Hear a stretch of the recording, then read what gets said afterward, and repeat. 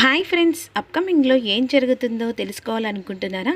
గగన్ మరో జన్మలో అవతారంలో మన ముందుకి రాబోతున్నాడు. అది ఎలా అనేది ఈ వీడియోలో తెలుసుకుందాం. హాస్పిటల్లో భూమిని చేర్పిస్తాడు శరత్చంద్ర. అప్పుడు భూమి స్పృహలోకి వచ్చేసరికి తన బావ గురించి అడుగుతూ ఉంటుంది. ఆ సమయంలో సూర్య వెంటనే శరత్చంద్ర గారిని డాక్టర్ పిలిపించాడని చెప్పేసి అక్కడి నుంచి వెళ్ళి శరత్చంద్రను పంపిస్తాడు. ఇక సూర్య నా బావ ఎక్కడ అని అడుగుతుండగా, నీ బావ ఆ జలపాతంలో కొట్టుకొని చచ్చిపోయాడు. ఏం మాట్లాడుతున్నావు? నా బావ నన్ను ఎప్పటికీ వదిలిపెట్టి వెళ్ళాడు. అయ్యో భూమి, కావాలంటే ఒక్కసారి నీకు తెర మీద స్క్రీన్ వేసి చూపిస్తాను చూడు. ఇందాక మీ నాన్న వచ్చాడు. మీ నాన్న మీ ఇద్దరిని చూసి అపార్థం చేసుకునేలా నేను క్రియేట్ చేశాను. అప్పుడు కోపంతో గగన్ని చంపాలని 2 బుల్లెట్లు గగన్కి వెంటనే బుల్లెట్లు దిగిపోయాయి. ఆ సమయంలో నువ్వు అడ్డుకున్న తర్వాత నీకు స్పృహ తప్పింది. నీకు కూడా బుల్లెట్ తగిలింది అనుకో. నీ భర్తను కాపాడుకున్నందుకు వెంటనే నువ్వు స్పృహ తప్పిన తర్వాత నా భూమిని కాపాడుకోవాలని ఎత్తుకొని వస్తుండగా ఈలోపు వెంటనే శరత్చంద్ర అలా తన చేతిలో గన్ పట్టుకునేసరికి నేను మంచి ఛాన్స్ వచ్చిందని నేను కూడా బుల్లెట్లు గగన్ గుండెల్లో దిగేలా చేశాను. అప్పుడు వాడు నేను ఎత్తుకొని చెట్టు దగ్గర పడిపోయాడు. ఈ భూమిని గగన్ని ఎప్పుడు విడదీయని బంధం అని చెప్పేసి వెంటనే నిన్ను పట్టుకొని కాపాడే ప్రయత్నం చేస్తూ చెట్టు దగ్గర ఆగిపోయాడు. ఒకరి మీద ఒకరు పడ్డారు. కానీ గగన్ మాత్రం కింద పడిపోయి ఆ లోయలో పడిపోయాడు. భూమి ఎప్పటికైనా మన జన్మల బంధం అని చెప్పేసి లోయలో పడిపోయారు. నేను అనుకున్నట్టు నా చేతికి మట్టంటకుండా ఆపరేషన్ సక్సెస్ అయిపోయిందన్నమాట. అంటే నా బావ చెప్పాను కదా, నీ బావ చచ్చిపోయాడు.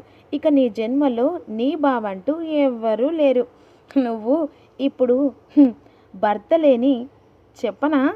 ఇంకొకసారి నా బావ లేడని చెప్పేసి అన్నావనుకో మర్యాద దక్కదు అని చెప్పేసి ఆ ఎస్ఐ సూర్య కాలర్ పట్టుకుంటుంది భూమి. నువ్వు నా కాలర్ పట్టుకున్నా జరగబోయేది మాత్రం వాస్తవం. ఆల్రెడీ అది డెడ్ బాడీ కూడా దొరకలేదు, లోయలో పడిపోయింది. అంటే గగన్ చనిపోయినట్టే లెక్క అని ఈ విధంగా అనేసరికి వెంటనే భూమి ఏడుస్తుండగా శరత్చంద్ర వస్తాడు. అమ్మ భూమి, నాన్న ఈ సూర్య ఏం చెప్తున్నాను నాన్న? గగన్ కాడు చచ్చాడమ్మా, ఆ లోయలో పడి చచ్చిపోయాడు. నాన్న బావ లేకుంటే నేను బ్రతకలేనానా, నేను చచ్చిపోతానని చేతిలో అక్కడున్న సీజర్ పట్టుకుంటుంది. నువ్వు చచ్చిపోతే ఈ నాన్న కూడా బ్రతకడమ్మా, బ్రతికేదే నీ కోసం. అలాంటప్పుడు నువ్వు దూరం అయితే నేను కూడా బ్రతకగలను అని చెప్పేసి ఈ విధంగా కోపంగా అంటూ ఉంటాడు. ఇది ఇలా ఉండగా లోయలో పడిపోతాడు. భూమి తన భర్త చనిపోయాడని గుండెలు బాదుకుంటూ ఏడుస్తూ ఉంటుంది. గగన్ ఎక్కడున్నాడో తెలియక ఆ చీకుతో ఈలోపు వెంటనే శారద కూడా ఒక పిచ్చిదానిలాగా అయిపోతుంది. అటు కోడలు ఇటు కొడుకు. కొడుకు గురించి తెలుసుకొని గుండెలు పలిగేలే ఏడుస్తూ ఉంటుంది. ఒకరోజు వెంటనే తను కోలుకొని శారద ఇంటికి భూమి వస్తుంది. భూమి వెంటనే శారద పట్టుకొని బోరున ఏడుస్తుంది. అప్పుడు తన ఫోటో దగ్గర అత్త కోడలు కూర్చొని బాధపడుతూ ఉంటాడు. నాకు తెలుసు అత్తమ్మ, ఎలాగైనా సరే బావ బ్రతికుంటాడు. నా మనసు చెప్తుంది బావ ఎప్పుడు చనిపోడు. నా బంధం ఇది బలమైంది. నన్ను ఆ దేవుడు మా బావను ఇద్దరిని కలిపాడు. అలాంటి బావ నా దగ్గర నుంచి దేవుడు ఎలా లాక్కెళ్తాడు? నేను చెప్తున్నా కదా, నా బావ నాకు ఎప్పటికీ దూరం కాడు అని చెప్పేసి ఈ విధంగా అంటుండగా శారద ఆ మాటలు తనుచుకోలేక బాధపడుతూ ఉంటుంది. ఇదిలాగా ఉండగా తార వస్తుంది. తార వీళ్ళిద్దరిని చూసి ఇదంతటి కారణం ఇదే, దీనివల్లే ఈరోజు నేను ప్రేమించిన గగన్ని దూరం చేసుకున్నాను అని ఈ విధంగా అంటూ ఉంటుంది.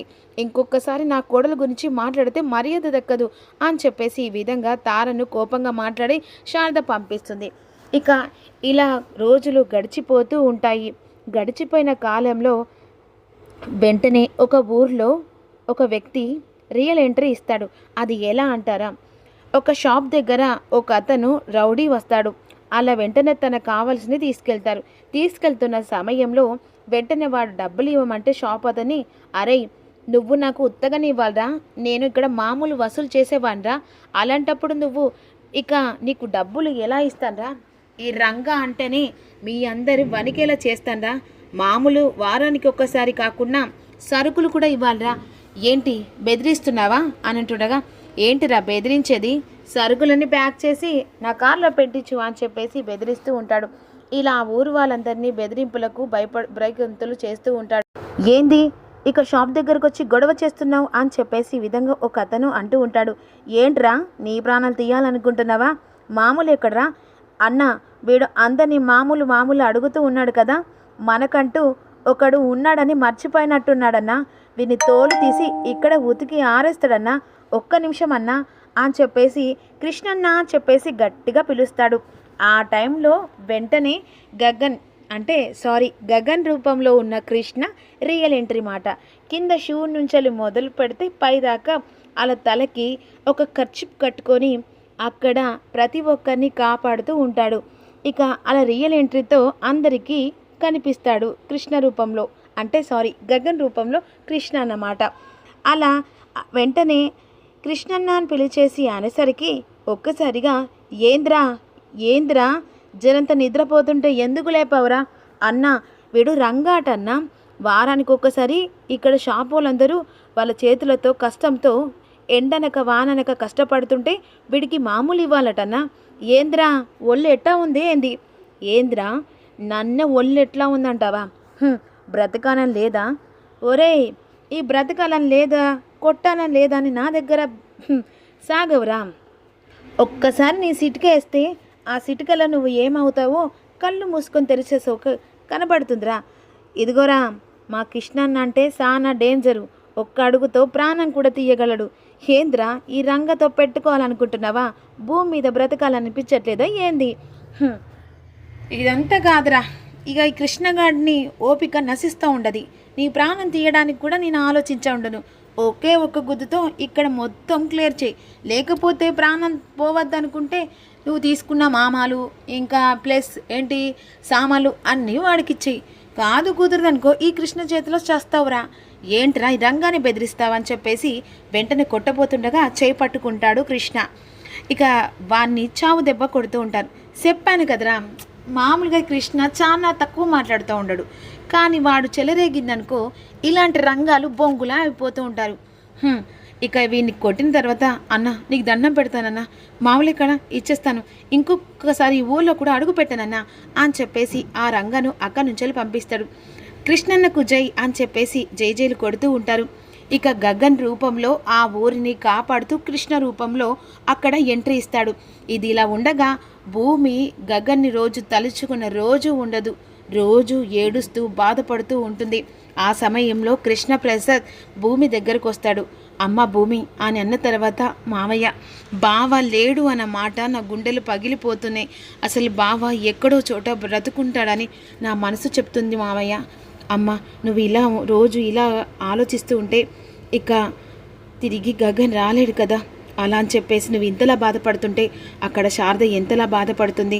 ఒక్కసారి నన్ను అర్థం చేసుకొని మళ్ళీ నీ బావ కళ నెరవేర్చాలంటే నువ్వు మళ్ళీ డ్యాన్స్ క్లాస్ మొదలు పెట్టాలి. మామయ్య ఇప్పుడు నేనా? అంతే అమ్మా, ఎలాగైనా సరే నువ్వు మళ్ళీ గగన్ కళ నెరవేర్చాలంటే ఖచ్చితంగా నువ్వు ఒక ముందు అడిగేయాలి. ఇక ఆ దేవుడు నీ తలరాత రాస్తే ఖచ్చితంగా నీ మనసు చెప్తుంది అంటున్నావు కదా, నా కొడుకు బ్రతికుంటాడని. అదే నిజం కావాలని కోరుకుంటున్నానమ్మా. ఇంతకు మించి ఇక నేనేం చెప్పలేని పరిస్థితి. వాణ్ణి దూరం చేసుకొని నా భార్య ఎంతలా బాధపడుతుందో అని విధంగా అక్కడి నుంచి వెళ్ళిపోతాడు. కృష్ణప్రసాద్ శారద ఇంటికి వెళ్ళేసరికి శారద బాధపడుతూ ఉంటుంది. శారద అని చెప్పేసి పిలిసరికి ఇక వెంటనే శారద వచ్చి కృష్ణప్రసాద్ పట్టుకొని ఏడుస్తూ ఉంటుంది. ఏమండి, గగన్ లేదన్న మాట వింటుంటే నాకు చనిపోవాలనిపిస్తుంది, నేను బ్రతకలేను. శారద నువ్వే ఇలా అంటే భూమి పరిస్థితి ఒక్కసారి ఆలోచించు. వాడిని కన్నది నేనైనా పెంచింది ప్రాణం కంటే ఎక్కువ చూసుకుంది వాడు నిన్ను. ఇప్పుడు నువ్వు ఇలా డీల పడుతూ ఉంటే ఇక అది ఎలా శారద? నా మనసు చెప్తుంది నా కొడుకు చావలేదు, ఏదో ఒక రూపంలో బ్రతికున్నాడు. నా మనసు చెప్తుంది శారద, నా కొడుకు చావడు అని చెప్పేసి అక్కడున్న ఫోటోకి దండ తీస్తాడు. నా కొడుకు బ్రతికే ఉన్నాడు శారద. ఇక నా కోడలు నమ్ముతున్నా, నేను నమ్ముతున్నా, నువ్వు కూడా నమ్ముతావని నేను అనుకుంటున్నా. నా కొడుకు చావు లేదు. ఒకరికి చేయి చాపి అన్నం పెట్టడం తప్ప ఒకరి ప్రాణాలు తీసే కర్కసుడు కాదు అనే విధంగా అనుకుంటూ ఉంటుంది. ఈలోపు ఇక జైలు నుంచి వెళ్ళి అపూర్వ బయటికి వస్తుంది. ఆ సమయంలో ఇంటికి వచ్చిన ఇక వెంటనే ఒక రూమ్ తీసుకొని ఉంటుంది. ఎందుకంటే ఇక్కడ చరచంద్ర ఇంటికి రానివని చెప్పేసి అంటాడు కదా. ఆ రూమ్ తీసుకున్న తర్వాత వెంటనే ఈ జరిగిన విషయాలన్నీ తెలిసిపోతాయి. ఇక్కడ నక్షత్రను పిలిపిస్తుంది. మమ్మీ, ఏంటి మమ్మీ నువ్వు ఇక్కడ ఉండడం? ఇంటికి రా. వద్దు బేబీ, ఇప్పుడు ఇంటికి వస్తే లేనిపోని గొడవ. అనుకున్నట్టుగా ఆ గగన్ గాడి ప్రాణాలు పోయాయి. ఇక హ్యాపీగా ఉన్నాం. ఇప్పుడు పాపం ఆ భూమి ఇంట్లో ఉన్నా లేంది. కాకపోతే మీ నాన్నగారిని మెల్లిమెల్లిగా మన వైపు తిప్పుకోలే. ఎలాగైనా సరే పక్కా ప్లాన్తో గగన్ గాడి ప్రాణం తీశాను. ఆ తర్వాత భూమి ప్రాణం తీయడం కూడా అంత తేలిగ్గా కాదు, కాస్త టైం పడుతుంది. కానీ ఆస్తి మన చేతికి రావాలంటే మీ నాన్న మందుకు బానిస కావాలి. అప్పుడే తేలిగ్గా మనం సంతకం పెట్టించుకోగలం. కానీ అమ్మ, ఇప్పుడు ఏం చేస్తాం మమ్మీ? నేను చిన్న ప్లాన్ చెప్తానని చెప్పేసి ప్లాన్ చెప్తుంది. సరే మమ్మీ, నువ్వు చెప్పినట్టే నాన్నను ఎలాగైనా మందుకు బానిస చేసి ఆస్తి పేపర్ మీద మనకు ఆస్తి వచ్చేలా రాంచుకుంటాను అని విధంగా అక్కడి నుంచి వెళ్ళిపోతుంది. ఇక బావ, నీ చేతిలో ఉన్న ఆస్తి మొత్తం ఇంకా కొన్ని రోజులు మాత్రమే నా చేతికి వస్తుంది. అప్పుడు ఒక్కొక్కరి జీవితాలతో ఎలా ఆడుకుంటుందో ఈ అపూర్వ చూస్తాం. ఒరే గగన్గా, ఇన్ని రోజులు నా ప్రాణం తీయాలని చెప్పేసి పెద్ద శబదం చేసావు.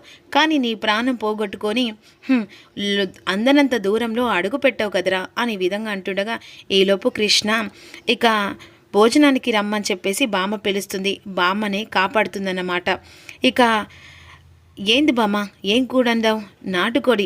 బామ్మ, నాటుకోడి ఇవన్నీ వద్దు, పప్పుచారు చేసి మంచిగా పాపడాలేంచు, అవైతే నాకు చాలా ఇష్టం అని చెప్పేసి ఈ విధంగా అంటూ ఉంటాడు. మరి ఈ వీళ్ళ మధ్య ఎడబాటు ఈ అతి త్వరలోనే ఇద్దరిని కలుపుతుందా అనేదే తెలుసుకుందాం. Don't miss you. వీడియో వస్తే చిన్న లైక్ చేయండి. నేను చెప్పిన వీడియో మాత్రం ఇక ఇది నిజం, జరగబోయే సీన్. మీరు ఎంతమంది నమ్ముతున్నారో అదే సీన్ రాబోతుంది. ఒకవేళ నమ్మకపోతే ఇక లైక్ని అన్లైక్ చేయండి.